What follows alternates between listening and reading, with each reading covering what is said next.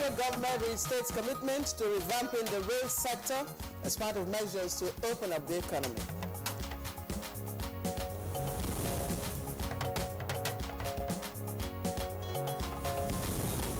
Walter Onoge sworn in as Nigeria's new Chief Justice. You assume this position at a crucial time in the history of our nation. It is a time when all arms of government have suffered loss of confidence from the people of this nation.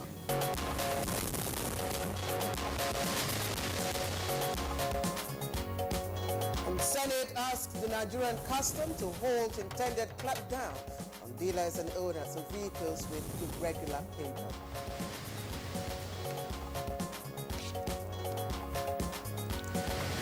And on Good Morning Nigeria today, we pose the question, cocoa again?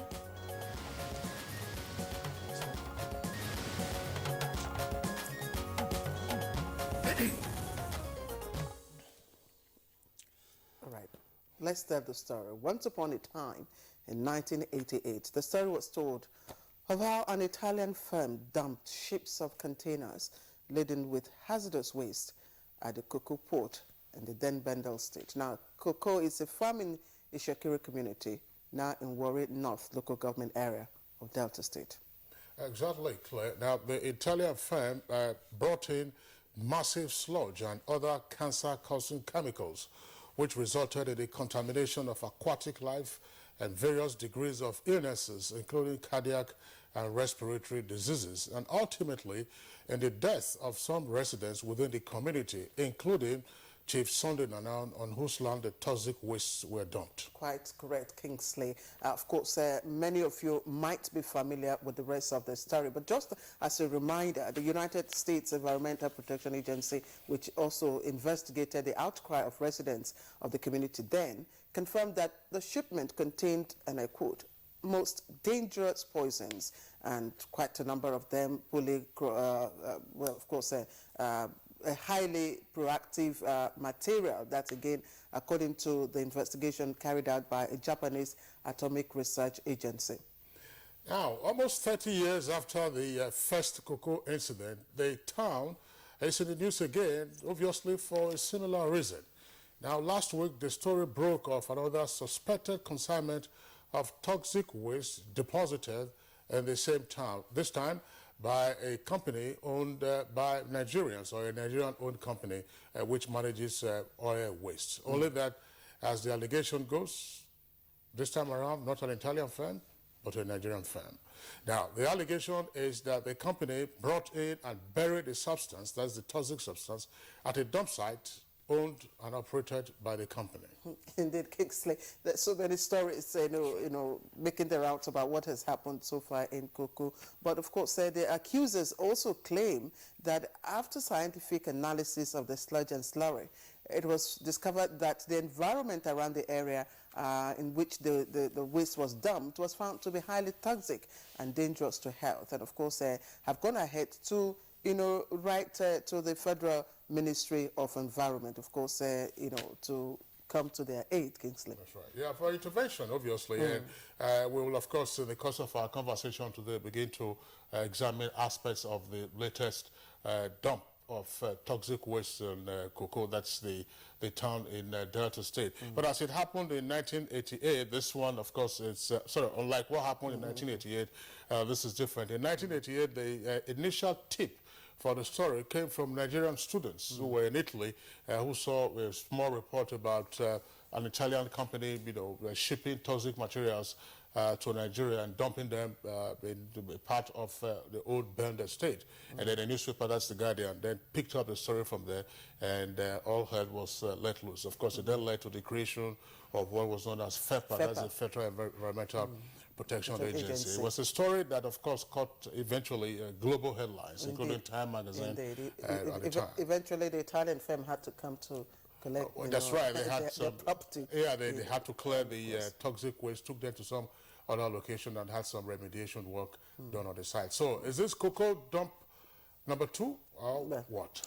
Promises to be an exciting and really, really serious discussion. And of course, like we said, that's the prompt for our conversation today on Good Morning Nigeria. We have so many questions, and our distinguished guests, of course, will be here to examine all sides to the issues and probably prefer how best to guard against a recurrence. I am Claire Adelabu Abdulrazak, and from the depth of my heart, I welcome you to today's edition.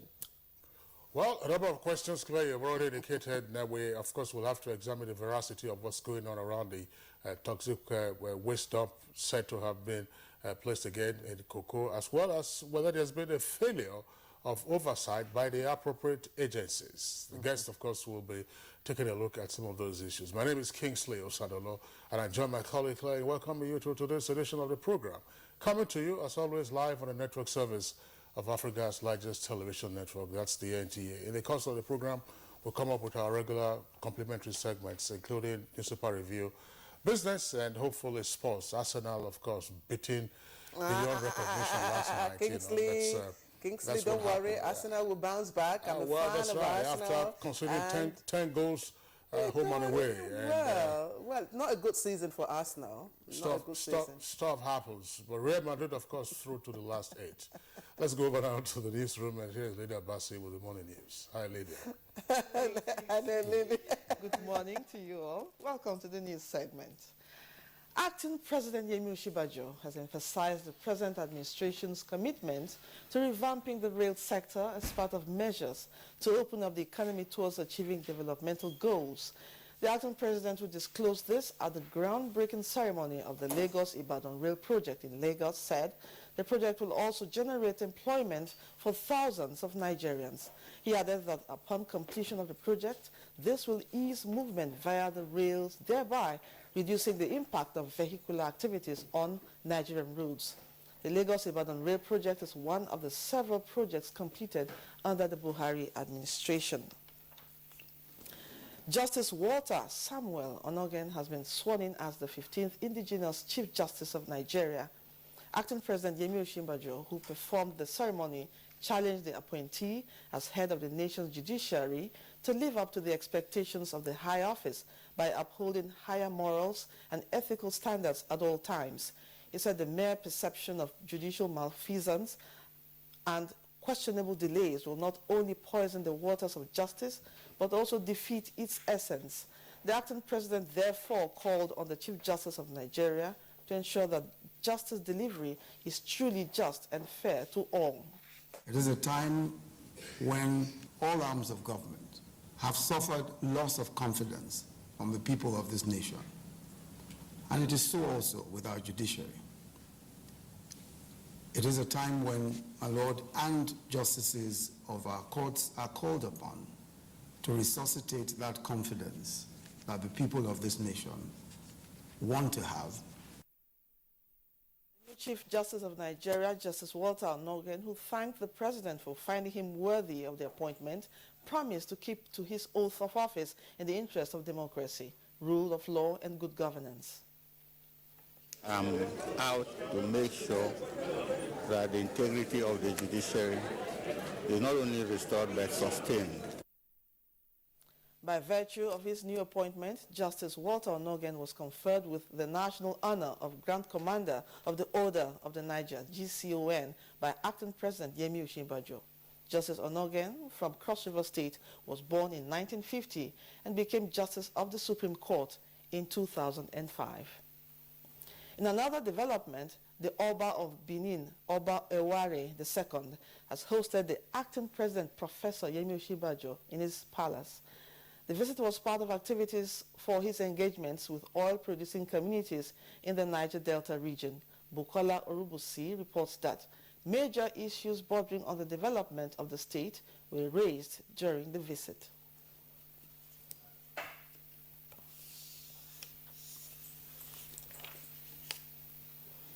Meanwhile, the All Progressives Congress, APC, has congratulated the acting president, Professor Yemi Osinbajo, as he clocks 60.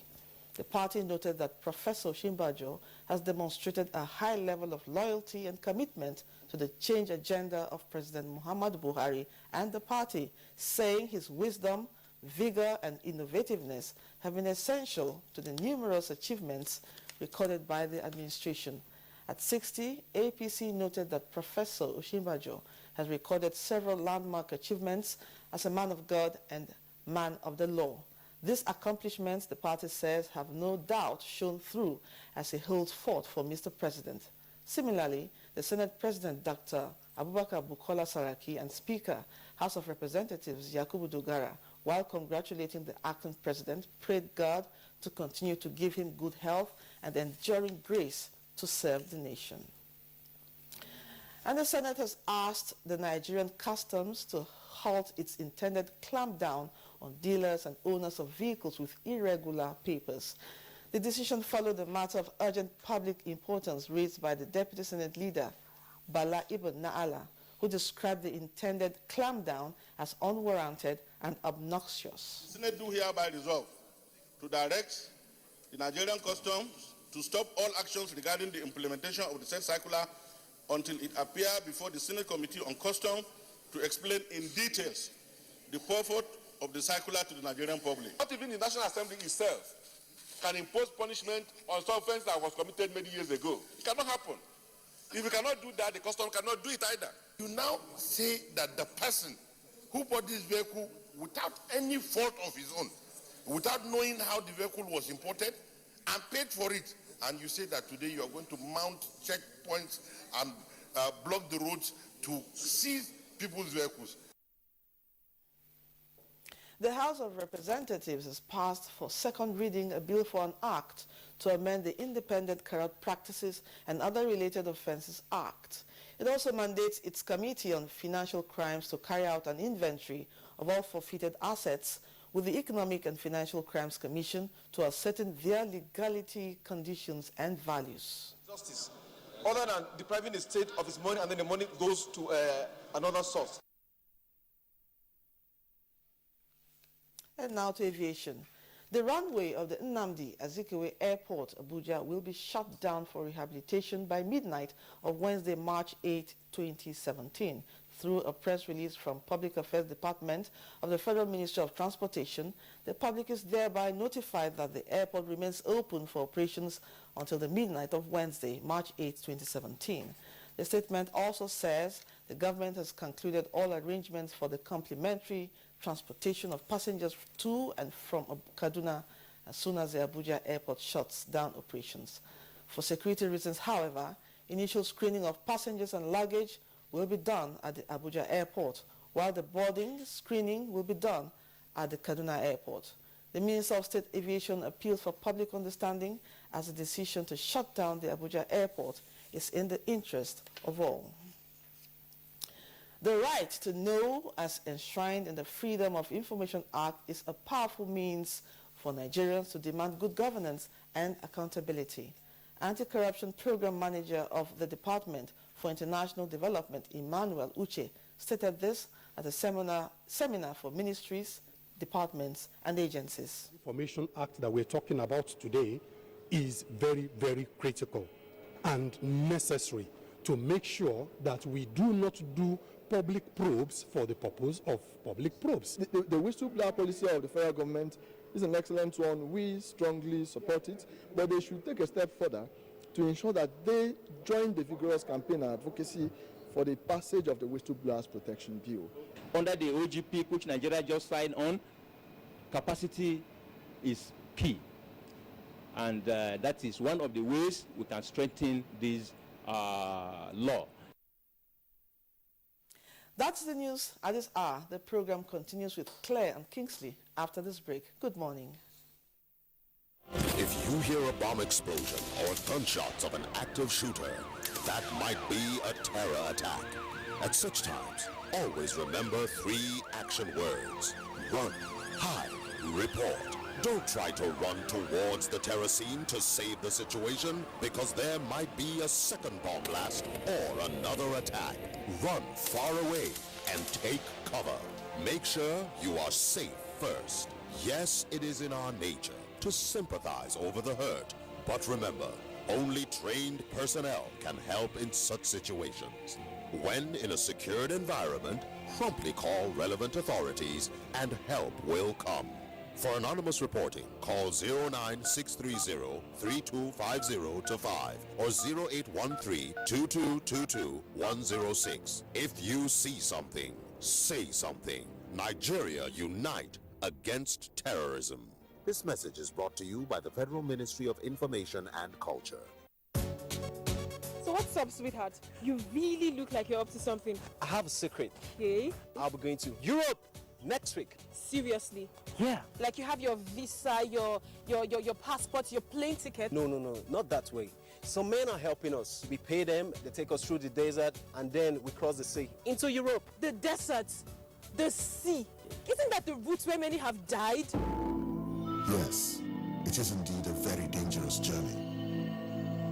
In 2016 alone, 4,900 people died while crossing the Mediterranean Sea to enter Europe. Many were Nigerians. For the very few who survived the journey, they are forced into prostitution or other crimes just to survive. Eventually, they will be arrested and deported to Nigeria. Don't be a victim. Don't go this way. This is a public service announcement brought to you by NTA.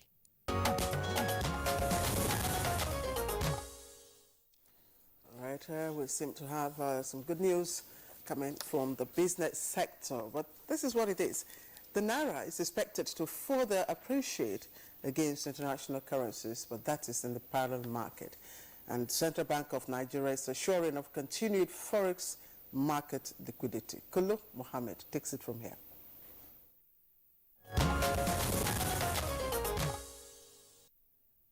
Nigeria's external trade value stood at 5.28 trillion in the fourth quarter of last year, compared to 4.78 trillion in the previous quarter of 2016, according to a data released by the National Bureau of Statistics. Total export was valued at 2.98 trillion, compared to 2.43 trillion in the previous quarter. Total import, however, fell to 2.31 trillion in the last quarter, representing a decrease of 6.1% from 2.46 trillion in third quarter. However, total trade stood at 17.34 trillion, more than the 16.3 trillion recorded in 2015.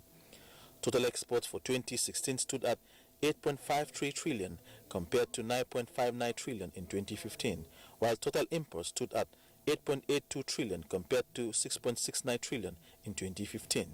As a result, the country recorded a negative trade balance of 290.13 billion naira in 2016 compared to the trade surplus of 2.895 trillion in 2015 and surplus of 8.92 trillion in 2014. In 2016, crude oil exports accounted for 6.99 trillion, while the non-crude oil exports accounted for 1.53 trillion, according to National Bureau of Statistics. The much faster rise in the value of exports relative to the rise in imports brought the country's trade balance to 671.3 billion naira during the review period, showing a stark improvement from the negative trade balance of 136 billion naira recorded in the preceding quarter. The Central Bank of Nigeria continues its intervention in the interbank foreign exchange market by selling another $367 million to meet forward requests by customers.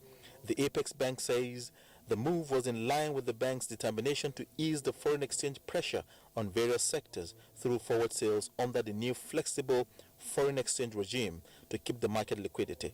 Last week, the Apex Bank intervened in the foreign exchange market by selling $180 million on Monday and another $350 million on Friday in a bid to sustain the appreciation of the naira in the parallel market.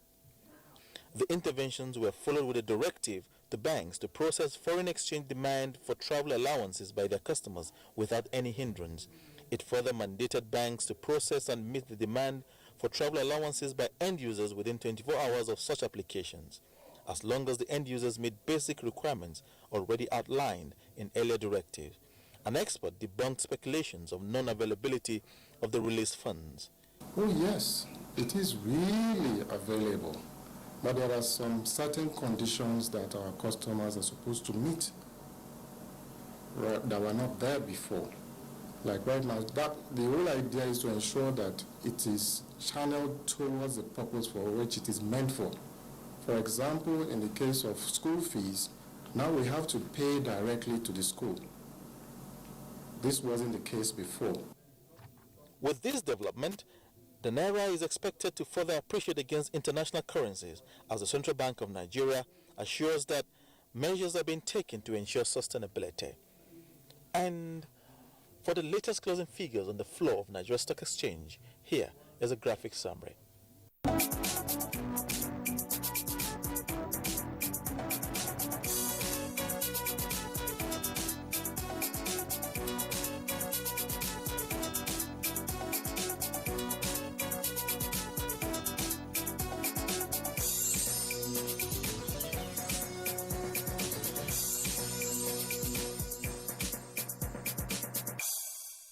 That's business news at this hour. I am Kolo Muhammad. Thank you very much there, Kolo Muhammad, for the business news. Next for us is a look at the front pages of some of today's newspapers.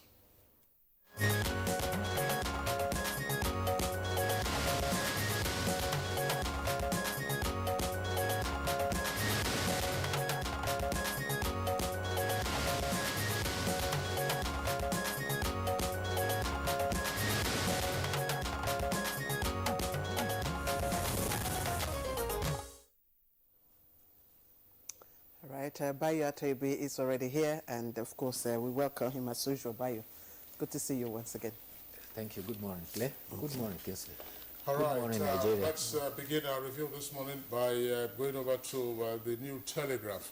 The New Telegraph has a pretty busy front page this morning. Above the nameplate of the New Telegraph, Senate orders customs to halt policy on vehicle verification. And immediately below that, 500,000 jobs underway as Oshibajo flags off 458 billion naira Lagos-Ibadan rail project. Details of the story can be found on page 31. Now, the lead story says PDP bows to Sheriff with 3 riders. Reconciliation Committee submits report to him. And Dixon, Sheriff to conduct June 30th convention. And party leaders ready to visit Buhari in London. Details of the story can be found on pages 2 and 5. Now, you have another window of headlines just below the name flag. Ex-NNPC GMD, that's Andrew Yakubu, slams 1 billion naira suit on EFCC and AGF. AGF stands for Attorney General of the Federation. Forex. CBN injects fresh $100 million into market. That's on page 30. And police officer slaps corps member for punishing student. Details on page 8. Oshibajo to CJN. Restore confidence in judiciary. And below the photograph of some Nigerians who have been recently deported from Libya, DPO's abductors demand 20 million naira. With 2 riders, further stories, 13 policemen in hiding after mob attack. And robbers raid bank, kill policeman and others. Details on page 8. That's a siege on the police. All right, let's quickly take a look at the front page of this day newspaper.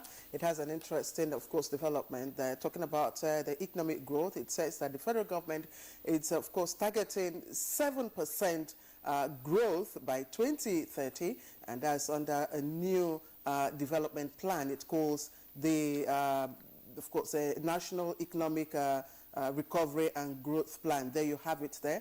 Of course, you can see all the riders there. It is to raise oil output to 2.5, of course, well, you can see there, implement market-determined, forex rate regime, and so many riders, of course, on the front page there. Also, Senate is to order customs to suspend verification order to motorists. That story is trending, of course, on the inside page, enjoying a front page mention this morning. Now, just topmost beside the nameplate, UK, Jonathan, and of course, well, government did not reject help to rescue Chibok girls. That's also trending. And Buhari congratulates Onohe as he sworn in, as he swears in CJN, federal government and China to also finalize, of course, business contracts on the Lagos-Calabar rail line. Now, that's the outlook of this day newspaper. Bayo. Yeah, thank you, Claire. Well, the acting president, Professor Yemi Osinbajo, marked his 60th birthday yesterday. Here is wishing him good health and successful tour of duty in service of our fatherland. However, he marked the grandly with two important national assignments. First, he swore in Justice Walter Onoge as the 17th Chief Justice of Nigeria. He also decorated him with the second highest honor in the land, Grand Commander of the Order of the Niger. However, he charged Justice Onoge to restore confidence in the judiciary at the crucial time in our nation's history. He says that all arms of government are in deficit as far as confidence of the public is concerned. He asked Justice Onoje, as custodian of and protector of justice and right, to be fair, just, and pursue truth. He observed that Justice Onoje is assuming duty when all arms of government are suffering a loss of confidence. I pray your tenor will meet the call of the time. That is, our justice of courts are looked upon to resuscitate confidence. He said, I discussed with President Muhammadu Buhari, and he extends his personal and good wishes and congratulations. So congratulations to the Chief Justice of Nigeria. Also at Lagos, the acting president performed the groundbreaking ceremony of the two-way fast-running Lagos-Ibadan railway line. It is part of the extension. It's called Segment 2 of the Lagos-Kano extension, which is supposed to be the standard gauge. He says the goal of government is to restore railway as both commercial and personal transportation. You recall that the Minister of Agriculture has deliberately instituted a policy of using railway to transport goods and services as a deliberate policy to reduce cost. He says it will create about 500,000 jobs and also facilitate movement of about 3.2 million tonnage of goods. Governor Ambode of Lagos was also there. He was very excited. He said the restoration of the railway will go a long way in movement of goods and save our roads from the hazards of trailers. The Minister of Transportation, Rotimi Amechi, says that the historic project is a priority of the administration, and his ministry is set to ensure that this is achieved successfully. The deadline for it is by December 2018. All right, there's the other story we read. Claire also took that from this day, and it's here on the front page of New Telegraph. It relates to the Senate ordering the customs to halt the policy on vehicle verification. You know, the story's been making the rounds for quite some time now, that the customs service had given a 1-month grace to vehicle owners to regularize their import duty papers. And I mean, motorists have been wondering, is it on the streets that you collect import duty? Yeah, in fact, that was part of the argument in the Senate, that where were they when all these vehicles were passing at the border? And the custom is working on the principle is, when is a stolen item stolen? Is it at the point where it was stolen or any point where it is discovered? It's a matter of principle, but the Senate has put down its feet, and they have summoned the custom to put a stop to that. And after meeting, I think they will reach a consensus about all the initiative is to ensure that vehicles that are supposed to have had duties paid on them at point of entry and have escaped are held to ensure that they pay. Whether that should have been done or shouldn't have been done is in the wisdom of the Senate, because they represent Nigerians, and they certainly must have been hearing cries from Nigerians who are objecting to this. And therefore, by the time they summon the custom authority to the Senate, a consensus will be reached. But meanwhile, it has been directed that it should be halted.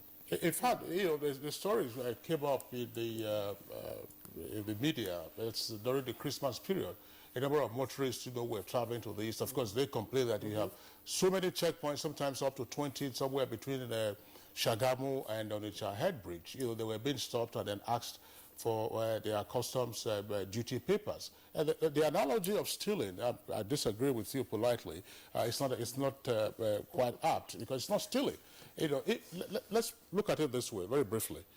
If you go to a car dealer to purchase a vehicle, whose responsibility is it to ensure that the car dealer are original? Yes, original. It's not your business to go and be saying, look, did you pay customs duty on this? How did the vehicles get through the borders in the first instance? You have them at the ports, you have them at the borders. Oh, they say the borders are porous.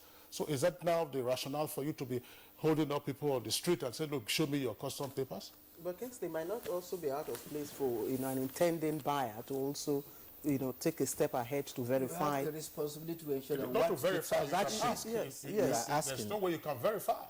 That is why I use the analogy of excluding property. Anyway, let's not overflow. All right, so let's go over to the Daily Trust newspaper to take other headlines. That's below the nameplate. Bauchi Emir suspends Waziri Bello Karfi. Details of that story can be found on page 4. Restore confidence in judiciary. Oshibajo tells CJN on Northern. That's on page 3, greater detail.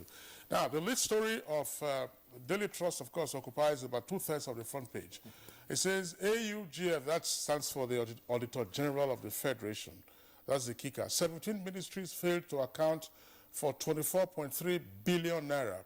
And this, of course, is arising from the 2015 annual report of the Auditor General, which was tabled on the floor of the Senate last week. And then you have the sidebar there indicating the various ministries and the amounts that they were alleged not to have fully accounted for, according to the Auditor General of the Federation. Power, Works and Housing, 9.2 billion. That's the largest sum you find there. Labor and Employment, 84.7. Niger Delta, 1.9 billion. Finance, 22.103 million. And then Youth and Sports, you also have 1.44 billion. And now they also say that's a blank there that says misappropriations according to ministries between January and December 2015. That's the sidebar. The story jumps to page 5. Now, ignore call to postpone trips to the United States. This according to the Minister of Foreign Affairs. Details on page 3. And stock market, that should not be there. Stock market posts 189 billion gain, biggest in 6 months. And why we named estate after Tinubu? That's according to the governor of Borno State, Shotima. Details on page 35. Kingsley, that story on the U.S. travel warning, it's a lead story. It's a headline story on the front page of the Nigerian pilot. And this is how it is couched. U.S. travel warning. Foreign minister at war with presidential advisor. Dabiri Erewa's directive stirs diplomatic row. Well, Bayo, I think I'll just let you to talk about this because the headline itself, it's frightening. Well, diplomatic rows are not fought on the pages of the newspaper. I think the sanity has maintained, information was given, and the ministry that is in charge of that aspect of our relations, bilateral relations, has now said that you are free to travel to the United States. Meanwhile, the earlier report that Kingsley read relates to the report of the Auditor General of the Federation. My puzzle there is that even the Federal Ministry of Finance is also involved. It relates to the audit report covering January to December. Also, at the House of Representatives, the House of Representatives Committee on Financial Crime is also to ensure that it's going to audit seizure of assets that are alleged by corrupt instances by the Economic and Financial Crime. The House Committee is to look at the revenue that has been yielded and ought to have yielded resources to the National Treasury. Some of them, according to them, are being left to rust. Meanwhile, the audacity of criminality has been exhibited by kidnappers who are demanding a ransom of 20 million for daring to abduct a divisional police officer in Delta State. The PPRO says they are on their trail and will be arrested. Okay, just we've finished, Bayo. Okay. But I'd just like to point this out. NNPC subsidiary spends $11 million on staff transfers, vehicles, maintenance. Now, details of that is on page 6. It's on the front page of Blueprint. There are other stories on that paper that, of course, will catch your attention. And just to also add that today is International Women's Day. And so I send my greetings and I doff my heart for all Nigerian women, especially those of you who bend backwards to keep the family. Kingsley. All right, Happy so that does Women's it for our newspaper review segment. Bayo Atoyobe, we'll see you again tomorrow. Thank you for being with us today. Thank you, and happy Women's Day to Claire and our compatriot sisters around the nation. All right, we'll take a short break now. When we return, of course, we'll be dealing with what appears to be another toxic waste dump at Koko, that's a port town in Delta State.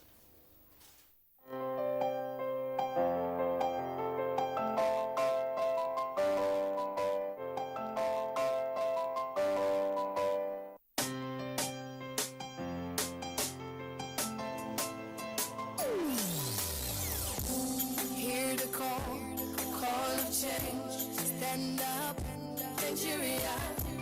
Change is here and it's going to stay. Change begins with you. Oh yeah, make we go. So let the change begin from within. Look at you, Ogeruola. Change begins with you and me. Change begins with me. Change begins with me. Change begins with me. When Ogenekume Pillar Egona was just 6 years old, she was diagnosed with cancer of the bone. When I bumped my leg, I started to feel better, but my parents told me it was cancer. I was shocked because it's something I couldn't imagine. Her parents had to make a choice that would affect their daughter's future forever.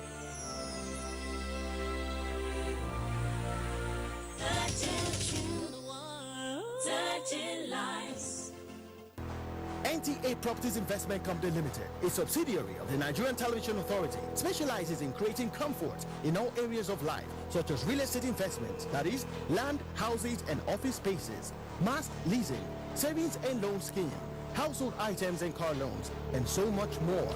Other information and entertainment services include Property in Style, a TV program that airs on the network service of the NTA, and also Property Connect, a nationwide magazine. Our priority is to bridge poverty gaps and sustain quality welfare of our clients. Partner with us and watch us help you grow.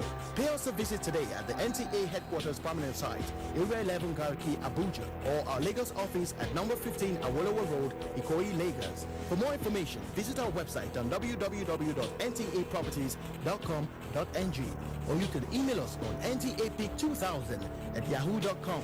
Call us on 080-2316-3474 or 080-6939-5185 or 070-3189-0555. NTA Properties Investment Company Limited, the much needed help at your doorstep.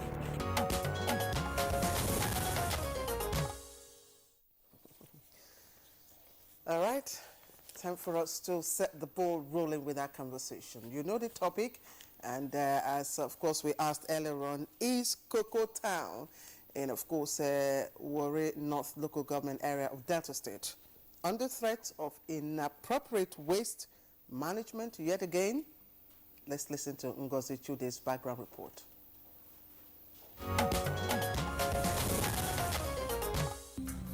Toxic waste is any material in liquid, solid or gas that can pose a threat to public health or the environment. So for Cocoa community in Warri North local government area of Delta State, this was not what they bargained for when an Italian company claiming residual chemicals and raw materials for fertilizer dumped about 1,070,000 metric tons of toxic waste behind the compound of one late Sunday Nana in 1988. What followed next was an unprecedented body harm to the people, which include failing sight, stomach upset, and persistent headache. As expected, the outrage under the then government of General Ibrahim Badamasi Babangida shook the fabric of the entire country. Consequently, this prompted the formulation of a national policy on the environment, the Federal Environmental Protection Agency in 1988 FEPA, which was created and charged with the administration and enforcement of the environmental law. In addition, the government enacted the Harmful Waste Special Criminal Provisions Act 1988 to deal specifically with illegal dumping of harmful waste. 28 years later, cocoa communities in the news again for the same thing it experienced in 1988 as it accused one Warri-based company of dumping toxic waste harmful to residents, plants, and aquatic animals. The Shakiri Environmental and Human Rights Group, who revealed this, added that as the rains come, the likelihood of the borehole water, which is the major source of drinking water, becoming contaminated is inevitable. Following this, the House of Representatives has raised a motion on the floor of the House to investigate the alleged dumping of the toxic waste and the extent of its environmental impact on the community. To this end, a laboratory analysis will be conducted to ascertain the toxicity of the waste. What will be the outcome of this analysis? Why the reoccurrence of this act, and what is the way forward for the people of Cocoa in Delta State? These and more will be the focus today on Good Morning Nigeria.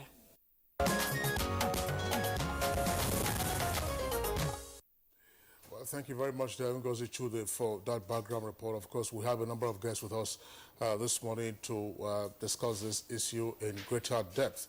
Now, we have with us a familiar face on Good Morning Nigeria. He's a lawyer as well as an environmental expert, Dr. John Osonwa. A pleasure to have you join us on the program this morning. It's a pleasure. Okay, and then we also have with us in the studios this morning the Director General of the National Oil Spill Detection and Response Agency, NOSDRA, is Mr. Peter Idabo. Mr. Idabo, a pleasure to have you with us on the studios. Thank you very much. Okay. Good morning, Nigeria. And I'm still with us here in the Abuja studios, Mr. Tunde Molahi, again, another environmentalist and architect also by training. Mr. Molahi, a pleasure to have you join us on Good Morning Nigeria. Thank you very much, Kinsley, and good morning, Nigeria. And from our Port Harcourt studios, we have another familiar face on Good Morning Nigeria, an environmentalist, also an architect, Nimo Bassey. Mr. Nimo Bassey, a pleasure that you joined us from Port Harcourt. Thank you very much, and good morning. All right, sorry, let's contextualize this conversation by pulling back some 29 years ago when the cocoa incident number 1 occurred, assuming there is a second incident now. Mr. Nimo Bassey, could you just refresh the memory of viewers what happened in cocoa in 1988 and what were the immediate outcomes of government intervention? Thank you very much. It's really sad indeed that we're having an incident that is drawing attention to cocoa on a wrong footing one more time. When in that 1988, the toxic dump from Italy was found in cocoa. The initial response was that these were harmless. I remember one of the residents of cocoa saying in those days that he could even drink water from the containers that the toxic waste were delivered in, and that everything was safe. And of course, we do know that the impacts were dramatic and very, very harmful. But I think the response of the government was quite good, because as your background report noted, it was at that time that we began to pay attention to environmental issues in Nigeria. That's when we had the Federal Environmental Protection Agency, which eventually became the Federal. We had the Federal Environmental Protection Agency, which is now the Federal Ministry of Environment. It was also at that time that toxic waste regulation and laws were put in place. But you know, the sad thing is that cocoa was just a high point of the impunity that we've seen in the environment. We still have. Cocoa is now another high point again, bringing our attention to this issue. But along the line, we still have very serious issues of environmental pollution, especially from the oil and gas sector. All right, Mr. Nimo Bassey, let me again quickly ask you, between then and now, do you think that we have compromised on, of course, our waste, management regulation? Well, what I would say is that our waste management is still very rudimentary. Take the example of solid waste management, simple household waste and waste from our markets and from offices, from hospitals. These are things that could easily be separated and desegregated and dealt with, either converted to other uses or properly disposed in landfills that are properly engineered and constructed. But we still find that our waste are being disposed of very casually. Along highways, in borrow pits, wherever there's a hole, any kind of waste is dumped into it. And our water bodies, underground water is challenged regularly. And as I said, in the oil and gas sector, the regulation, I mean, you have the Director General of NOSRA right in the studio, so I'm sure he will speak more about this. But the pollution that we're having from the oil sector particularly includes not just the oil spill that is so visible and regular, not just the gas flare that we see every day, but the contaminated water that is the product of oil production. Hundreds of thousands of barrels of this toxic water goes into our environment regularly, more or less on a daily basis, because for every barrel of oil, you're having several barrels of this kind of water being produced. Now, this water is supposed to be contained, treated before being disposed to the environment, to our water bodies, but the question is that being verified? Is that being done adequately? All right, Mr. Nimo Bassi, thank you very much. Let's come back to the Abuja studios here, Mr. Tunde Molahi. Again, looking back to 1988, it wasn't as if the ships that brought in the toxic waste into cocoa were immediately apprehended when they landed. The toxic dumps were already there in the various drums, and Chief Sunday Nana himself, was walking around his land. He eventually died, by the way. What did that say about our consciousness about the environment? And of course, if you recall, it took Nigerian students in Italy to alert the Nigerians to what has been dumped right in our backyard. So what exactly did that say about our consciousness of the environment? And have we moved from that relative ignorance now to be aware of how our environment is being damaged or degraded? Yeah, talking about advocacy, talking about knowledge, talking about awareness, then it was very weak. We can say that we have really improved, but not there yet. It's instructive to note that at that particular point in time when the whistle was blown by the students, even the embassy in Italy Nigerian embassy was not even aware until the students blew the whistle. That shows a lot in terms of successive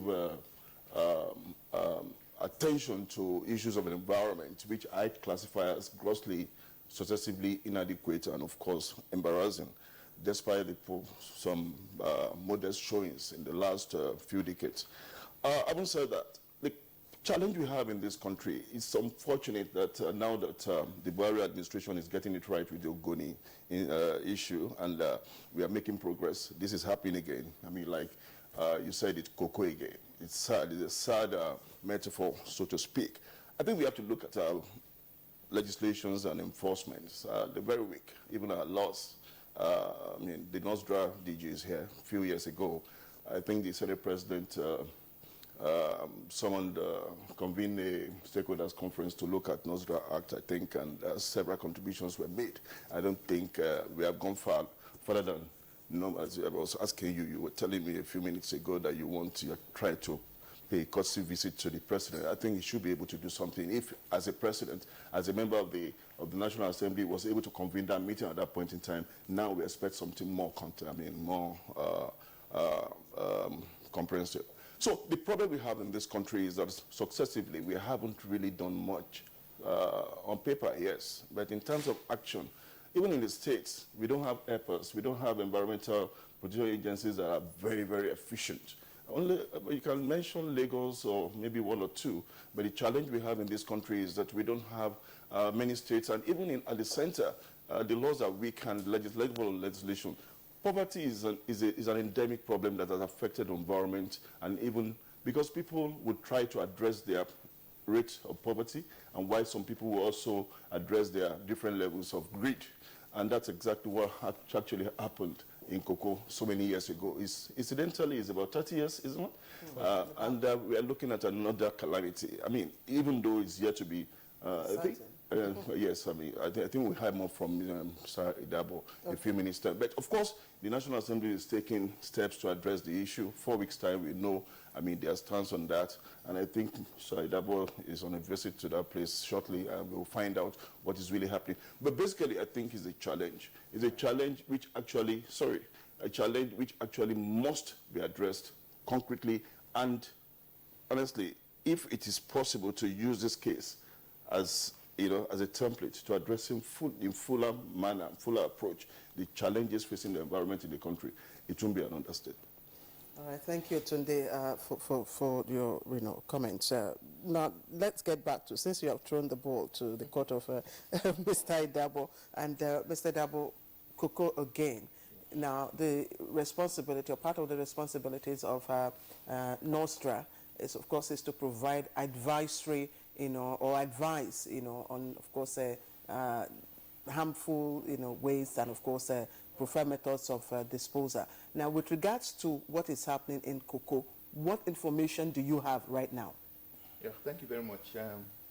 I think at about December 3rd last year, the NMPC and PPMC, in their jetty in Escravos, commissioned a company to remove wastes from their tank 104. The tank usually contains crude, and over time there's usually a sedimentation of what we call sludge. So this company, Ebenco Global Links Nigeria Limited, was commissioned by the NMPC PPMC to evacuate this waste to cocoa in Warri North local government area, and then treat the waste adequately. Apparently, over 8,000 cubic meters of this sludge was to be transferred beyond the carrying capacity of that company. I think that's the major thing, because over time, this company has actually been doing that, with the NMPC. But in anticipation of the rainy season, because I summoned the managing director of the company, and he said he was given the job in anticipation of the impending rains, and of course the area where these wastes were kept in the NMPC facility, could be subject to overflow. So they commissioned these people to transport this consignment to cocoa.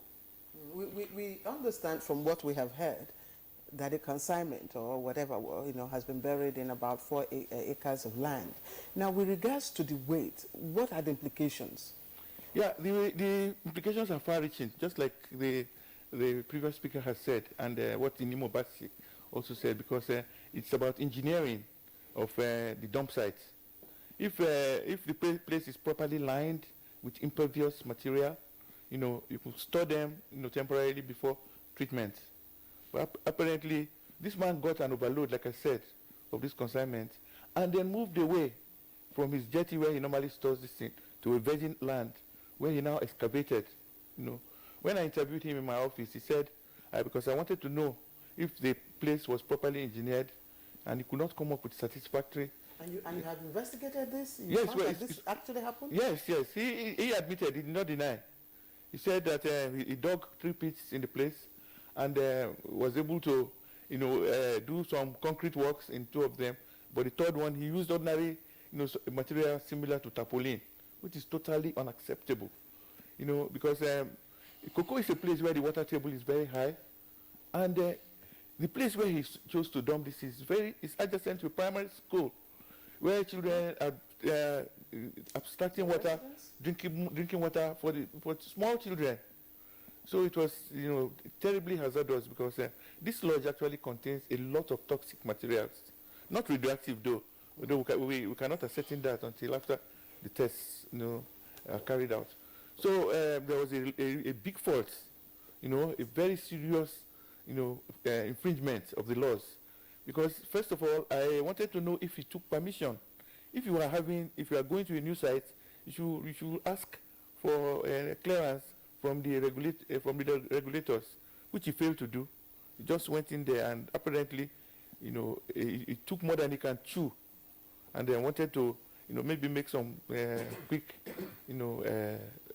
money, maybe by, trying to manage everything by himself. So for me, the solution is that it should take all those things back into those containers where they came from, and mitigate the environment, clean it up under the supervision of NOSDRA. I think we'll get to that, Kingsley. I'm just wondering, excuse me, Director General of NOSDRA, the picture you are painting, it appears that, the company probably just, went into the place, not looking over its shoulders and then started working. Where was NOSDRA? No, the matter was reported to us. At what time? It was reported precisely on the 22nd of February by the Ishekiri Environmental, human rights group. So I dispatched my staff from our Warrior office to the site. When they got to the site, even some community members, whose names I have here from Cocoa, were in the team. Instead of going to the B site where he dumped those excess waste, they went to the jetty. And of course, some of the waste were there in the jetty, and they took inventory of what was there without knowledge of the other site. It was when I had a contingent of people from this environmental group. They came to my office with pictures and materials. That put me on alert immediately. So I looked at the reports that came in, and I noticed that it did not cover that second site. So on the strength of that, I immediately summoned the MD of Ebenco, who now, over the weekend, and he was in my office on Monday, and I confronted him. Sorry. Issues. What are the legal steps or processes required of such a company handling, oil waste? Yeah, first of all, it should be fully registered with NOSDRA, which it is. It's even registered with the Federal Ministry of Environment. We don't have problems. So you oversight the company? Yes, he has been doing this. He has been collecting. When you take more than you can chew, that's just what is happening here. If you take small consignments of this, then you will use the thermal desorption to incinerate this waste and treat them, collect the ash and dispose normally. But in this case, there was, I said, over 8,000 cubic meters of this waste was taken at the same time. And I just want to point out at this point here that even the PPMC, they should have gone to inspect where he's taking this waste to, from point A to point B. We have the manifest of the barge that collected, of the vessel that collected this waste from point A to Warri North local government area. The normal sequence would have been for the HSC manager in PPMC to go and inspect the destination of this, then ascertain that the place is properly engineered, like Indimobasi said, and before you allow this, before you sign off the contract. That didn't happen. That didn't happen. Okay. All right, but just very briefly, before we bring in Dr. Osonwa, you'll be talking about 8,000 cubic feet or meters. And some of our viewers will be wondering, what does this mean? Can you, when you see a tanker, let's say for an example, a tanker contains, is it 30 or 33,000 liters? How many tankers would that be if you were to convert it, very roughly? Well, I would say it's equivalent to about maybe 9 to 10, badges, not tankers this time. No, the ones that people can recognize. I mean, somebody who has never seen a badge. No, a badge in the watery environment, it's stored by a vessel. So each badge has a capacity of 1,000 cubic meters volume. I'm talking about volume. So I mean, it's very easy. Kingsley, the report said that this thing was buried in 4 acres of land. Yes. Oh, well, that's fine. We're just saying what was buried there, just to, analyze it. It's quite a significant volume. Yeah, to say, look, like 10 tankers, everybody recognizes a petrol tanker when you see one. But that's beside the point. Now, Dr. Osonwa, for what you're hearing from the Director General of NOSDRA, what are your thoughts? Well, I think there's a failure of enforcement, failure of vigilance from the bottom of the chain all the way up. NNPC is implicated here. PPMC is implicated. You also have the local environmental enforcement mechanisms. And I think what you have here is a failure of enforcement and vigilance, a gross failure. Because if NNPC is awarding a contract, there should be some due diligence that goes with the award of that contract. There should be some mechanism to make sure that the person has capacity to do this. It appears it was not done. PPMC didn't do it. Even when he began to evacuate this stuff, nobody went to the site to actually ascertain where it was being kept. And this underscores the point I want to make. Historically, when you see this kind of pollution, it is usually because somebody is trying to make undue profit. You trace back to the Calbert incident where they brought waste from Philadelphia, US to the shores of Africa. It was because of profit. In the US, to properly store the waste, contain it, it will cost them $2,500 per ton. They paid $3 to the African collaborators. The same thing with the cocoa incident. It would have cost them at least $2,000. They paid, in this case, less than $50 was paid. And Mr. Nana paid the ultimate price for all of this. So when you trace this, the reason this man is doing this is because he wants to make more profit, but he doesn't have the capacity to do the job, as we're seeing. So I think when we begin to dissect this, NNPC needs to be held accountable. PPMC, the actual company that is doing this, also should be held accountable. You also have some level of collusion by the community leaders who deliberately did not want to see what was there. Because deliberately or neglected to see. Well, if somebody is digging 4 acres and bringing in sludge into 4 acres, people should see. He has to drive through the community to do that. So why did they go to the jetty instead of the actual site? So I think there's some level of collusion because they are getting money. He's paying them, clearly. Otherwise, they will not be supporting this enterprise. So we need to have, perhaps now that we're beginning to talk about whistleblower issues in our system, we need to also directly apply it to the area of environmental terrorism. That's why we're discussing this now. And, yes. And Dr. Sowa, sorry, before you get to that, I'd like you to give us a picture, because already some part of this sludge, has been buried. Yes. You understand? Now they're saying, okay, you go and excavate and take away. But damage has already been done, hasn't there? It has. And that's the most critical thing we need to understand. When you deposit this amount of sludge, it permeates into the groundwater level very quickly. And this area, we're already saying the water table is high. So when it gets into the groundwater, anybody digging borehole a mile away from that site is potentially at risk too, because once it gets into the groundwater, it flows beyond what you can see. Now we also have children drinking from the river and water systems. That is going to create a lot of pollution and a lot of harm to these children, because we're talking about toxic substances. They are harmful when ingested. Sometimes even breathing the substances can be nauseous and harmful to humans.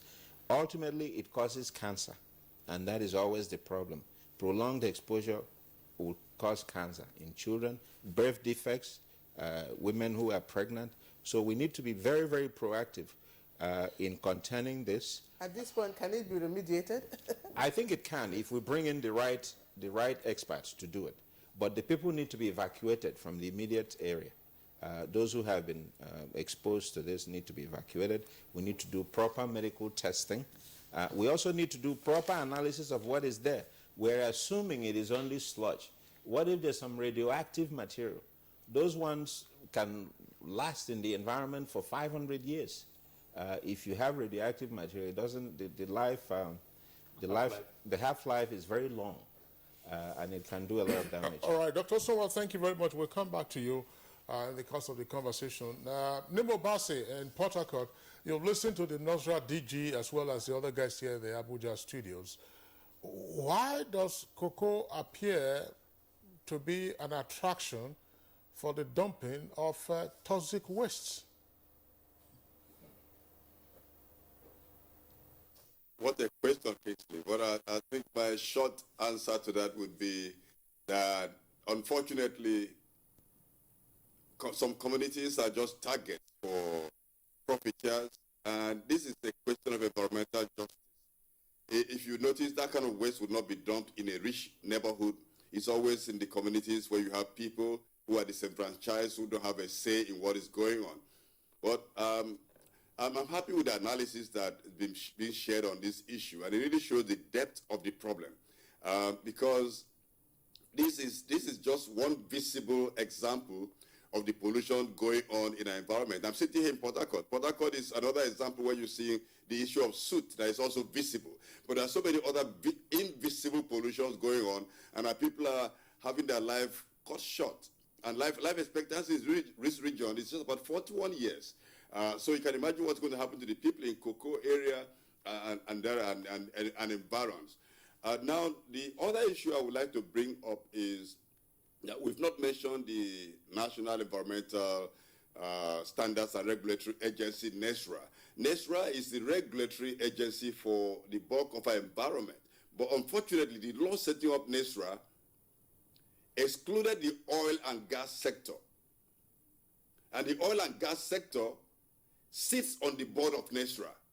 Now you having vested interest ensuring that our environment is not properly regulated or protected. Because the only body that really regulates in the oil sector is maybe DPR and in the NMPC.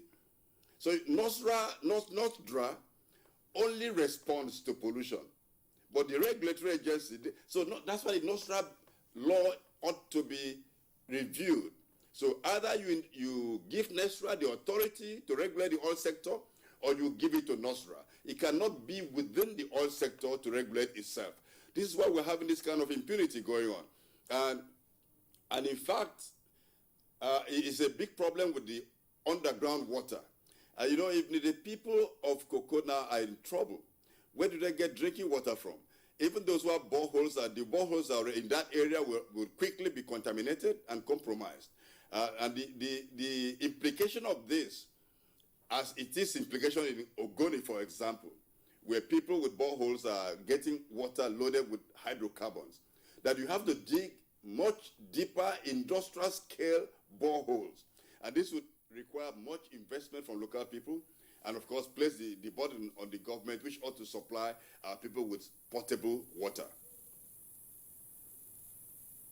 You've raised the Ogoni issue, and we know that you are also involved. I think we remember the board of trustees for the restoration of Ogoni land. And one of the quick fixes recommended for Ogoni is the supply of potable water. We will have to discuss all of that to see what's playing out or what should play out in Cocoa. But let's return to Mr. Tunde Molahi here in the Abuja studios. We hear of all this RIA, and so on and so forth, whether NOSRA, NESRA, or whatever name, so-called, and yet you have rampant and flagrant pollution going on in the environment. Yeah, there's a lot of laxity, there's a lot of impunity, there's a lot of poverty, and there's also a lot of greed. In my opening statement, I mentioned the issue of people trying to meet their different levels of greed, which is one of the reasons why this is happening all over and over again. Environmental pollution is an incurable disease. It can only be remediated or probably prevented. And over the years, we've been paying lip service to this very important issue. The issue of the environment is something that you can never ignore. But over the years, we've seen a lot of impunity. We've seen a lot of lack of bite. People are not punished. By now, Cocoa should be declared, there should be a state of emergency in Cocoa village. There should be a state of emergency in that place for a very serious country. The vice president, the acting president has been there for how many times now? And this is happening. It is very, very unfortunate. It is something that should be addressed right now, and violators should be punished. When you don't punish violators or abusers of the environment, they continue to perpetuate their acts, whether for greed or for lack of means, which is poverty. So I think this is high time something must be done. It's a rat race. Honestly, everybody wants to, and if you look at it vis-a-vis the conventions, the treaties, and agreements that were signed internationally, even locally, you remember the Basel Convention that came into light in 1992, after the signatures in 1989. It stipulated a lot of things in relation to the gains, vis-a-vis the recycling destinations of the world. And Nigeria is not a recycling destination. So why are they shipping all this stuff? Nemo mentioned the issue of Nestra. I think about 10 years, 2013, Venable led Nestra, apprehended some exporters of this toxic waste. And they paid huge fines. But what about those ones that were not reported? We have them. Nigerians, it's not only in Nigeria, it happens everywhere. SCD countries, that is the less development countries, and there is battle between the OECD countries and the less developed countries. People want to, they call it toxic colonialism. That's exactly what is going on.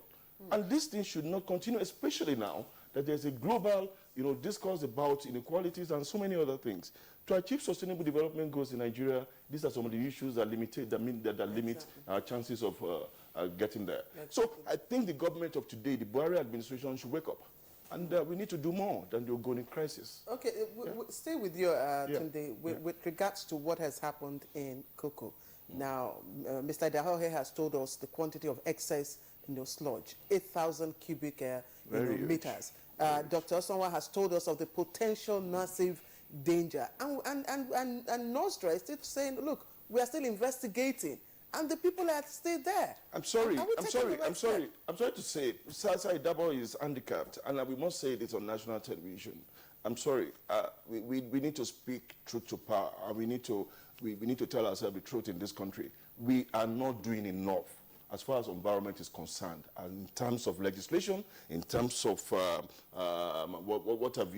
legislation in terms of enforcement. Some people are not punished when they're supposed to be punished. So for so many years, the Ogoni debacle that we are facing today is as a result of this impunity, the same impunity. Why must we be using one hand to be solving a problem and using the left hand to be destroying it? Shouldn't an emergency be declared in cocoa right now? That is what I just said. It should be done right now, because that would be a pointer to the fact that, yes, we are serious about what we're doing. A lot of people have said, Ogoni's case is politics, despite the fact that, yes, in 2013, there was a case in the Dutch court ruled that Shell massively deteriorated the environment in the Niger Delta, and they must pay the price. We know that. Despite that fact, people still believe that it's a political issue. And again, another thing we must do in this country is that environmental issues should become issues of national concern. They should be brought to the forefront of our national issues in this country. We have Green Party in Germany. You don't do anything without the environment in some countries, but in this country, anything goes. There was a documentary recently showing that a company, a multinational institute, is actually, people are living on borrowed time in the community in which they are making billions of dollars. These are issues that are very visible. In Kaduna, the same thing is happening. I don't want to mention names. We have them, we have data, and we see all these things. And in the connivance of most of these communities, they are so-called leaders. They are so-called leaders who are just there by name only. If I must say, they are these people who continue to allow the continuous perpetration of this evil. It's so nauseating. Well, Tunde, you say Nostra is handicapped. Yes. What is his handicap? It's handicapped because some years ago we gathered together at the National Assembly to see, he was there, and of course I was talking about, the Senate President of today, he was a chairman of the Environmental Committee of the National Assembly. He convened a stakeholders meeting to look at the challenges facing Nostra.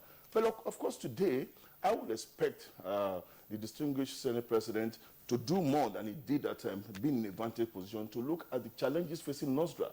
The Nostra and Nestra Act, if you remember, that's why it's because of this laxity and these inadequacies that people are calling for the bringing back of FEPA.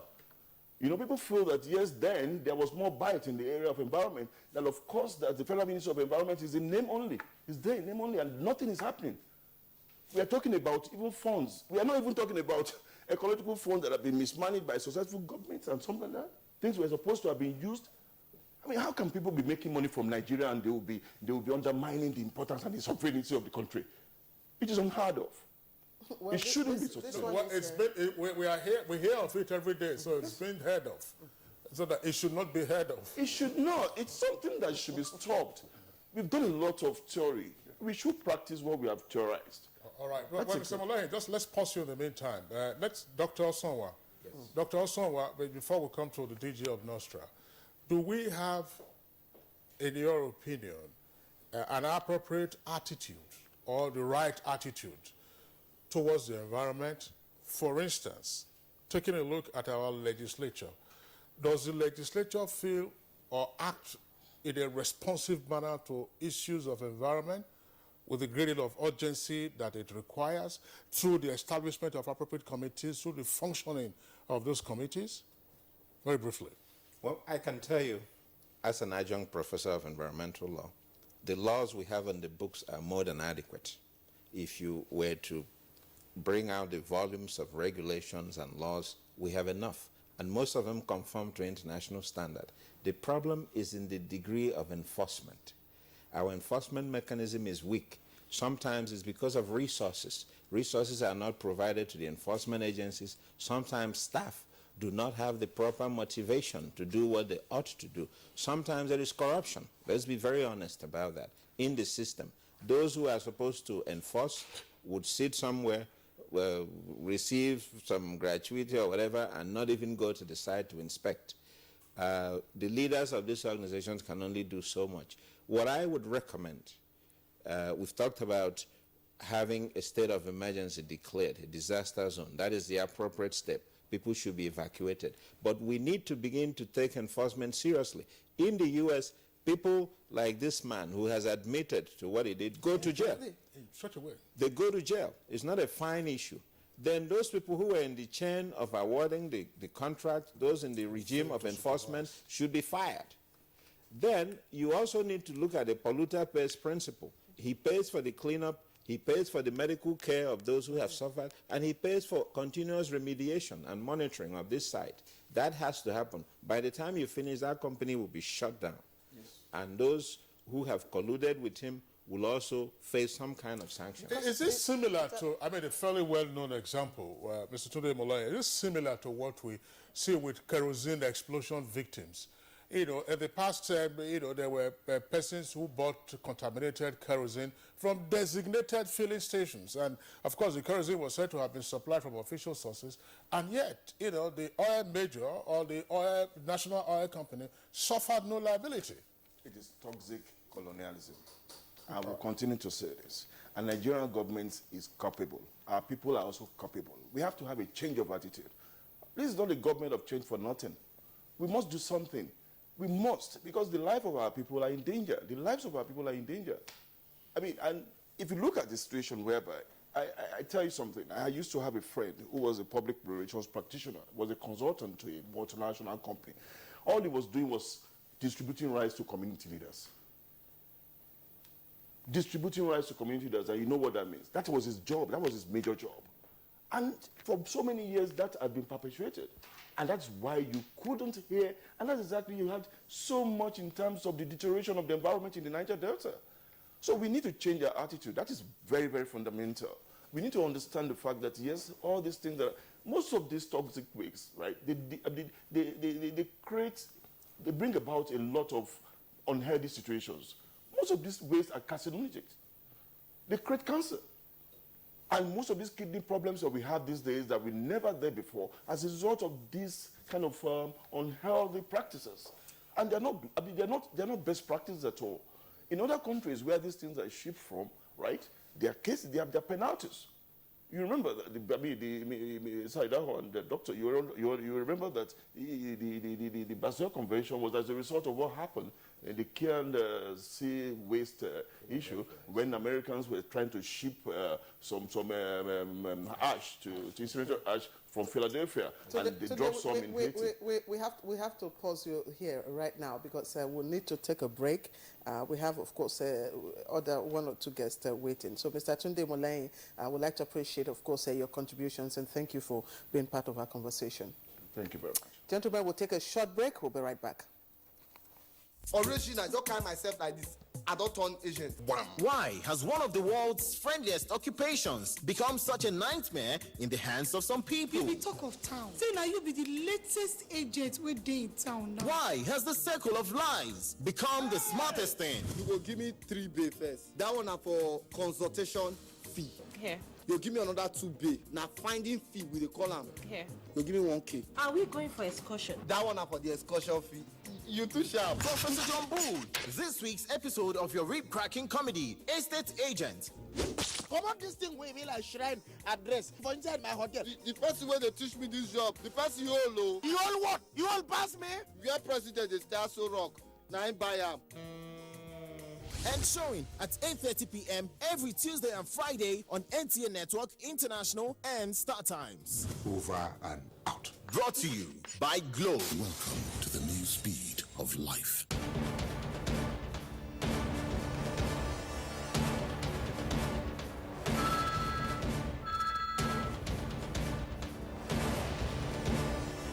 Okay, sir. You may now go in for your interview. Thank you. Ah, my shoe. And to think I just bought this very expensive foreign shoe 2 months ago. So sorry about your shoes. This is why I advise my friends to always patronize made in Nigeria products. See this shoe. It's made in Nigeria and I've had it for 2 years and it's still as good as the day I bought it. Made in Nigeria products are good quality, and stringent government regulations and certification now mean that goods made in Nigeria meet international standards. Make the patriotic choice today.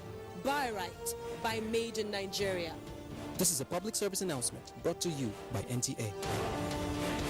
Are you looking for value or you're in search of nature and splendor all in one place? Here at Chida International Hotel, we define the very essence of life. Our environment offers added value in standard, attitude, and delivery. Our facilities include the very best of everything you can imagine. From a world-class event center to Echo's Restaurant, Wema Bar, Confluence Pool Bar, Pastry Lobby Shop, classy and valet services, IT Center, top-notch saloon, conference and banquet facilities, modern health center, and many more. We're located at Plot 224 Solomon Lao Way, Utako District, Abuja. For more information on your highly distinguished hotel services, call 081 007 18882 and 081 007 18883. Never say value until you've experienced the exquisiteness of Chida International Hotel. Chida International Hotel, preferred by many.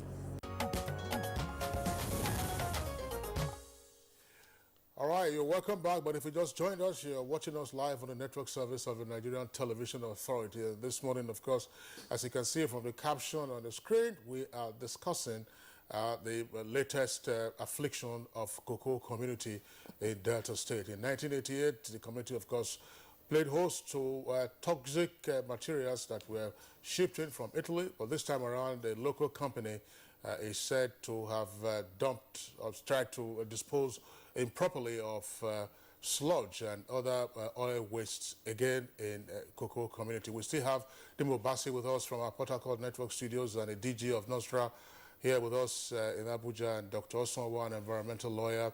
We signed off Tunde Molohi a moment ago. Now we've been joined by another guest, Dr. Goke Adegoroye. He's a former permanent secretary and also he was a pioneer director general of the Federal Environmental Protection Agency, which was created on the heels of the 1988 dump of toxic waste in cocoa. Dr. Adegoroye, a pleasure to have you join us on Good Morning Nigeria. Thank you for having me. All right, now before we pop our first question to you, let's return to Mr. Peter Idabo, the DG of Nostra. You've listened to the various comments that have been made by the other guests other than Dr. Adegoroye with regard to what is said to have happened in cocoa and where liability should be placed, as well as, of course, talking about the poor vigilance and lack of enforcement by all persons along the chain, including Nostra. What's your reaction? Yes, I just want to make some clarifications. The Federal Ministry of Environment is, as Dr. Adegoroye will know, is well poised to handle issues, in the environment sector. There are two enforcement or regulatory agencies in the ministry. One is NESRA and the other one is Nostra. Whereas NESRA deals with all other types of pollution, mainly from the industry. NOSDA is specifically, responsible for all pollutions, connected with oil. And again, I just want to say that historically, the cocoa people, have been very much sensitized. And coming from the background of the first dumping of the waste there, you have like the environmental rights group, what you are saying happens all over the country. And I would also like to say that if they be sensitized, how come we are discussing this now? Because this is chapter 2. The only problem they had was that they observed this thing in December 3. Then instead of reporting the matter outright to us, they waited until February 22nd. They went and carried out their own investigation by themselves, went to the lab, they did this and that, and that created a time lag. I expect them that once they see this type of thing, they should escalate the matter immediately to the regulatory agencies so that we can come in and minimize the damage, that will come to the environment. So, like I was saying, they are doing well. They were able to bring up the matter, but it's very, very important. Just like we have whistleblowers now, you cannot blame the country for the people stealing money in the country. It's the whistleblowers now that are trying to bring out. If we could have whistleblowers in the environmental sector, like the prof has said, it would be good. Sorry, Mr. Idabo, does NOSDRA see cocoa chapter 2 or cocoa number 2 as an emergency situation? And if so, what are you doing? Absolutely. The issue there is that we just like these guys went, the environmental rights people went and did sampling. We have to do the same thing. We're just today we are going to the field to do collect samples appropriately and send to the lab. You cannot carry out or come to decisions without analyzing, the content of the sludge. Do you understand what I'm saying? So this thing that happened since last year we could have had results by this time now. Okay. So it must take at least 24 days for the lab results to come out, and we must do mitigation. We must make sure that something is done by the company to retrieve this thing back into the containers where they got them from. Time has been wasted. Yes, it's been done. You've already identified the fact that this company had 8,000 cubic meters in excess of what it's supposed to do. Please, let's bring in Dr. Goke Adegoroye. Dr. Adegoroye, what feeling, does this matter evoke in you at the moment? I almost didn't come because, as you know, for someone like me who put my entire life into the environment in the 90s, hearing now what has happened, especially I've been tracing the development in the environment sector for some time. And indeed, I'm doing a paper right now for one university, and it really makes me so sad. Let me correct the introduction that you made. I was not the pioneer director general. Dr. Evans, I know, was the pioneer director general, but I was the pioneer director of enforcement in FEPA, and later on, I became the director general after Dr. Enon left. Okay, so it hurts, and you really feel that a nation has not moved in almost 30 years. Of course, it's not that we didn't move. What you can call the sensitization and every other thing is there, but the capacity gap that we had then still remains. Here you are, you have the DG in Austria. Today, Molay has spoken and has talked about the inability to even have the capacity to do what it should do. It's not that you don't have the numbers. The numbers are there for the human beings that are there because it's skyrocketed. When I was Director General of FEPA, the total number in the agency was 720, including cleaners. And we were more responsive then. But then, over the years, certain gaps where we should put funding, the funding were not properly put there. The thing with the environment issue is that it's a silent killer. It does not really evolve the dramatic vogue that you see. When you see landslides, yes, that is dramatic. But the kind of toxic waste, the kind of thing you are talking about right now, they are silent killers that sometimes can even be masked and be taken to be malaria, to be whatever, whereas actually it's poisonous things that are going on. But the same thing is there. Nostria has been established, but you are talking that even in Nigeria right now, you do not have a properly lined sanitary landfill. 20 years, 30 years later, and yet we have ecological fund, we have all the fundings and so on. We spent about 9 billion to buy stove the other time. And, these are the kind of pain, of the kind of things. So I see Nostria, and I want to really ask, what has changed from the time that I was heading the agency? And now that you even have a different agency for oil pollution control. I mean, when I was heading the agency, we needed to depend on what we call the CNAs, the Clean Nigeria Associates, and up to now, they are still the same people that are helping us. So the polluter is going to be the one to mobilize resources to take you to the site of pollution. So they are the ones who will determine when you get there. You don't have the logistics to be able to do it. Why is it that we spend so much to be able to create paraphernalia of office without actually investing and putting the funds where the funds should go, which is in terms of the mitigation? A lot of the issues that I've been talking about here actually are issues of what we can call the enforcement protocol. I was the one who established what we call registration for consultants, because when FEPA was created, everybody was coming in, I'm an expert. And I said, if you don't know more than me, you cannot be an expert. So we created a process whereby we had to certify and evaluate people who we would call experts and consultants. The whole idea is that whoever we want to send to the environment, it's like we are given our own certificate of integrity, that these people can advise, and we can be sure that the advice will not lead to anything untoward for the society.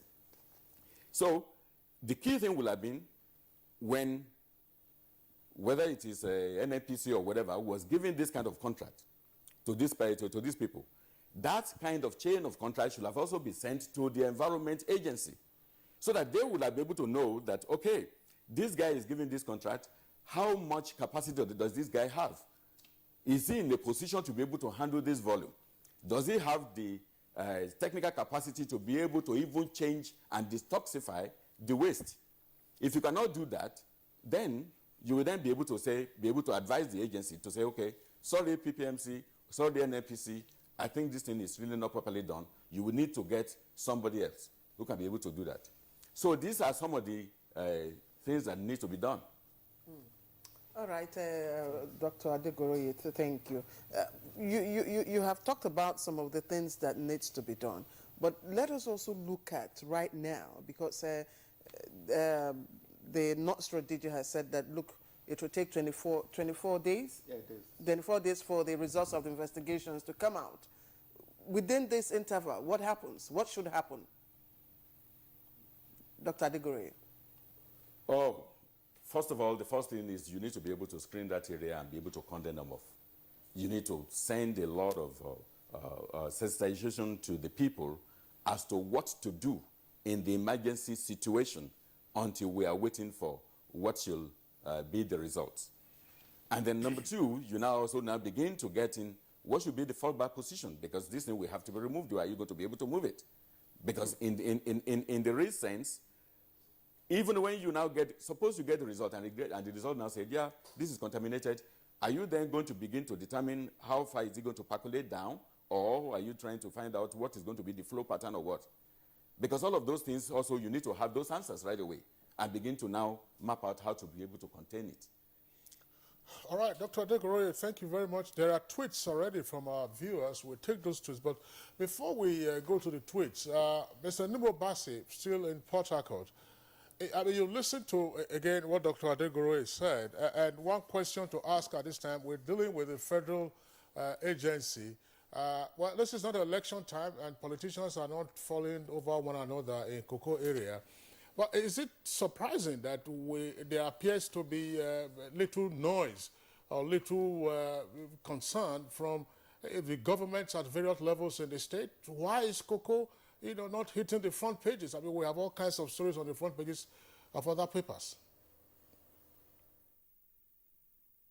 That's a good question. And unfortunately, most of what people get have gotten to know about what is going on is from social media, which again shows the power of citizens journalism. And of course, what we are doing today is very, very significant. It's unfortunate that we are not hearing actions and steps being taken by the state apparatus to tackle this very, very horrendous situation. And, you know, from the analysis we've heard, unfortunately, not much has changed over the years, and that's just the truth. NOSRA is not fully equipped to be able to respond to situations when they occur, and I do know that I remember when there was the Bonga oil spill, for example, the issue of what was the volume of spill into the ocean was put by the polluter, Shell. They said it was 40,000 barrels, and nobody ever told us was less than that or more than that. So when the polluter determines what is going on, it's very difficult to respond. And students said earlier that the environment ought to be a very highly political issue. Our political leaders should tell us what they think, what they want to do about the environment, because the environment is our life. This is not just a slogan, it's a fact. People are drinking water from the streams. People don't have potable water from the taps in most of our cities or villages. People are just farming and fishing, and you know, you go to a place and you wonder what you are eating, what you are being served with, what you are eating. Is it really something you ought to eat? Is the food safe enough for you to eat? Is fish safe enough for you to eat? We don't have the solution. We don't have the answers to this question just because the environment has been, we just believe that dirty no they kill Africa man. Whereas dirty is killed, lack of sanitation is killing our people. It's affecting our children, it's affecting our mothers, it's affecting everyone. And in fact, pollution is a political issue.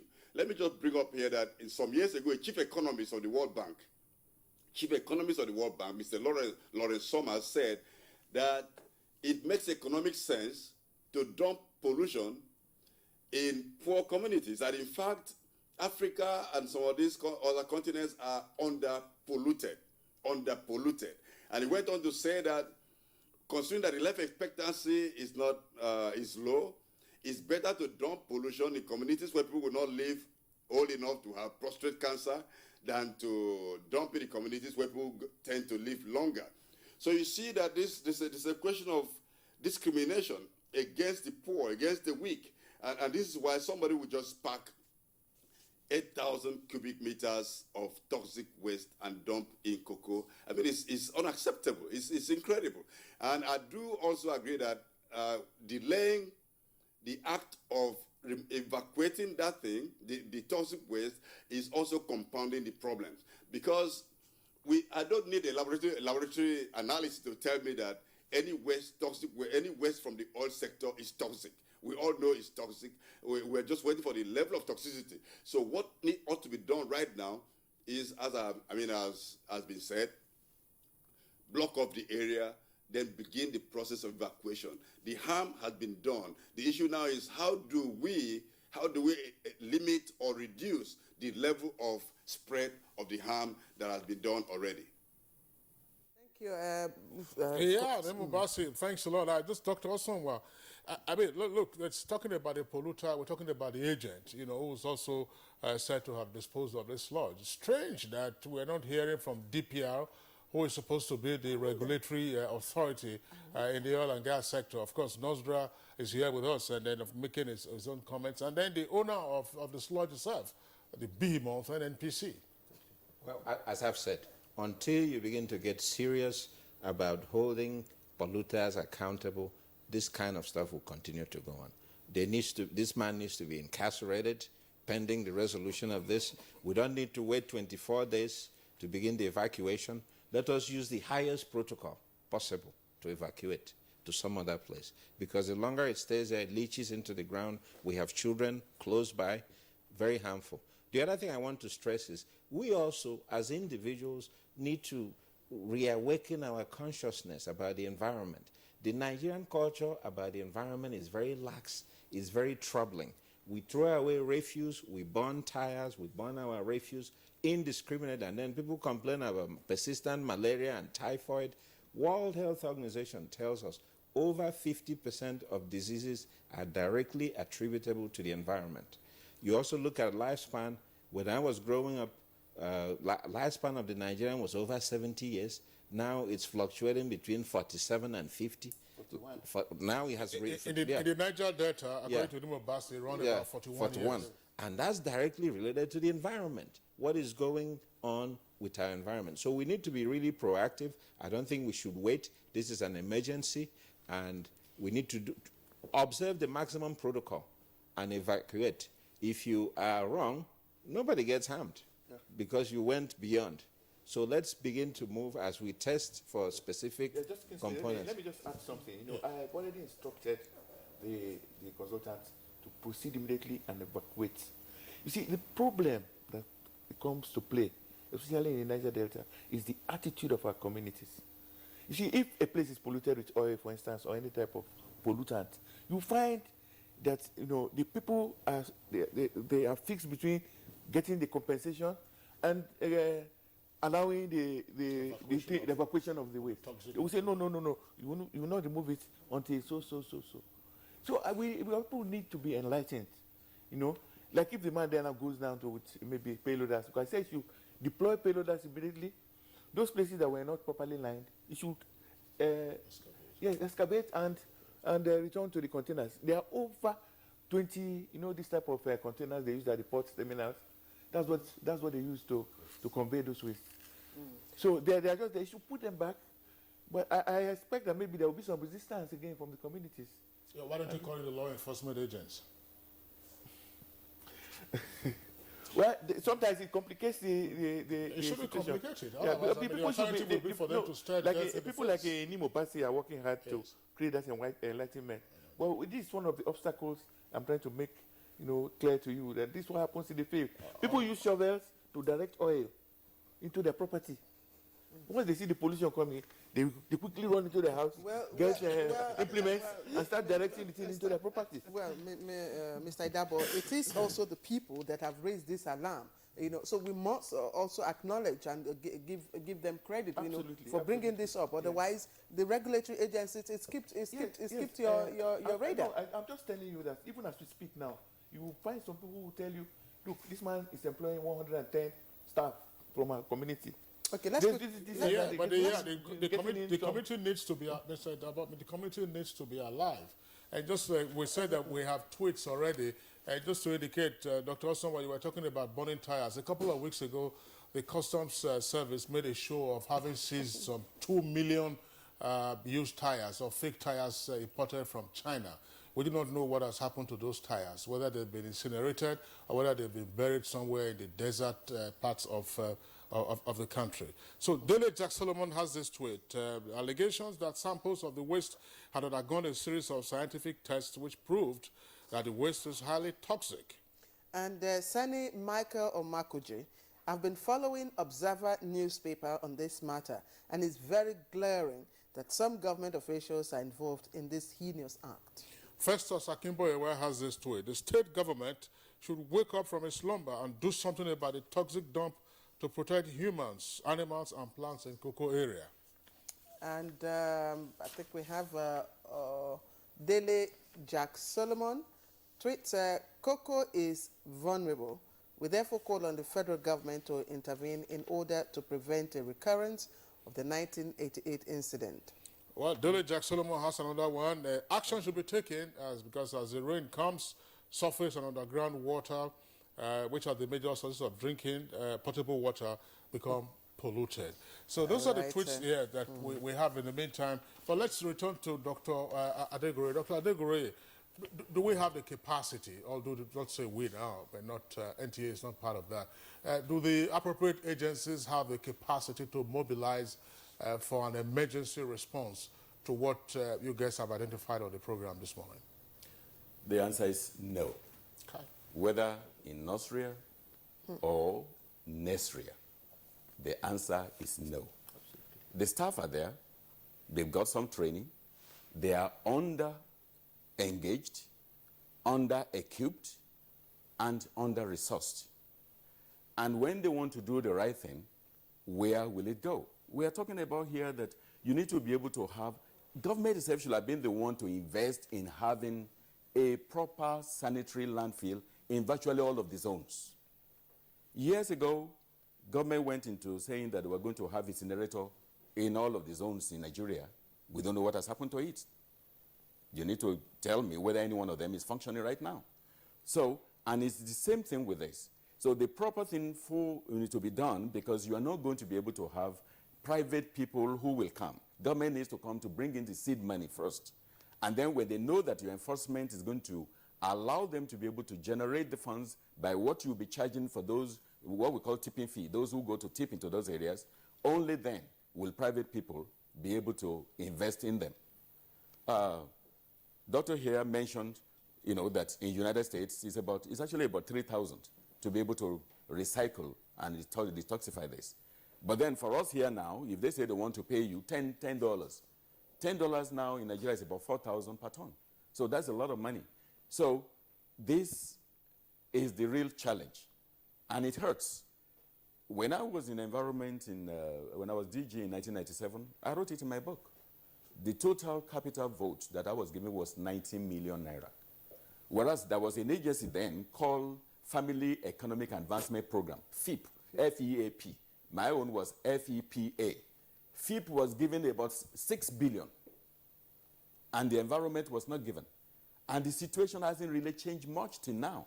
So until we commit to doing the proper, funding when we're talking about infrastructure, there must be infrastructure for environment management that government itself should pump money into. Not this thing about giving state governors 2 billion, to go and spend. But let the money go. Dr. Adegoriya, quickly, we're rounding off now. This question is, I'm taking it from Daily Jackson Solomon's tweets. And he says, cocoa is vulnerable. Well, there's a difference between being vulnerable and being in vulnerable situation, but cocoa is vulnerable. And Kingsley asked this question earlier on. Why is cocoa vulnerable? Are other such designated ports equally vulnerable? Dr. Adegoriya. Oh. First, cocoa is vulnerable because, small light boats and even a big light boat can actually get in there. That's number one. Number two is what is actually being said here, that because there is this mentality of trying to get compensation, that the people themselves will also try to lure things to that place so that they can be able to make some money. But then there is also the issue of the company that also does not really have the capacity to be able to do what it professes to do. So it's all the combination of all of those things that are actually coming in there. I don't want to say, maybe we are lucky this time that it has happened in cocoa, so that it can actually bring the thing back home. That even in an area where you have this kind of thing, 30 years later, it does not mean that you can still have it again. So it does not mean that you are not having it in other areas. It may even be that the awareness in cocoa is what has even brought this one to light. All right. Dr. Sonwa, briefly. Yeah, I just want to say that I vary a little bit from what my brother said. I believe the capacity is there. If we don't have enough money from the federal government, what about the state government? This is an oil-producing state, 13% derivation, very rich state, Delta state, and this is affecting the citizens of the state. The state can mobilize emergency resources and recoup from federal government as they do later. The other thing is also with regard to capacity. You can invite experts from outside to augment what you have. And these people can be here within 2 days to help us do the remediation. So where there is a will, there is a way. All right. Dr. John Osowa, lawyer and environmental expert, would like to thank you for being part of our discussion this morning. Thank you. Yeah, we also would like to appreciate Ms. Nibo Bassey, joined us from our Port Harcourt studios.